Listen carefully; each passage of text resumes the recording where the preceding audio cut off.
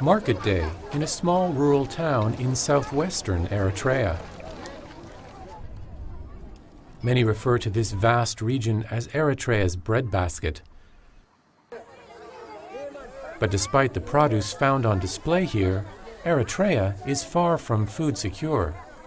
Eritrea, in extremely good year, will produce only 60% of its food requirements. And that also goes to the family level, to the household level. So Eritrea is a poor country, does not have access to large pots of foreign exchange. Thus has to develop its own capacity for attaining a certain level of food security. But developing the agricultural sector here isn't easy. Most crops are rain-fed, and harvests can be as difficult to predict as the weather. Then there are the cultural obstacles. Most women here depend on agriculture for their survival, yet tradition prevents them from farming the land. The women who live here mostly are traditional. 85% of them depend on agriculture. So because of this, most of them are illiterate, they are unemployed, and they are very poor. A new government irrigation scheme financed by the UN's International Fund for Agricultural Development offers some hope. During the rainy season, these newly built irrigation canals capture water spilling down from nearby mountains, turning 1,000 hectares of arid land into fertile fields. The potential is enormous. Sorghum and millet yields alone are expected to quadruple. The challenge is to find enough farmers to do the work. Howa Hajj, a divorced mother of 4, would like to farm, but centuries-old traditions can make it hard for women to earn a living here. People here believe a woman should not go out and leave small children behind. But I have to support my family, which is why I go to the market every Tuesday to sell tea. Even so, my neighbors gossip.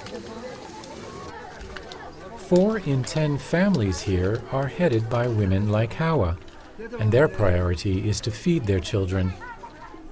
If the government is to have any hope of increasing food self-sufficiency, it will have to help women tackle cultural obstacles first. The IFAD-supported scheme, for example, will offer an irrigated plot to as many as 400 women in the region. Howa's got herself on the list. She says a hectare would provide enough food for her family. There'd even be some left over to sell in the local market. It won't be easy. I would have 2 workloads, the house and the land. I can't be like a man who has a wife to take care of him. The next day, Howa goes to see the land that could be hers. Not being a man, she's faced with another cultural obstacle. Women aren't allowed to plow land. The man from the government offers a solution. In an attempt to encourage more women farmers, the Ministry of Agriculture will regularly plow the land for her.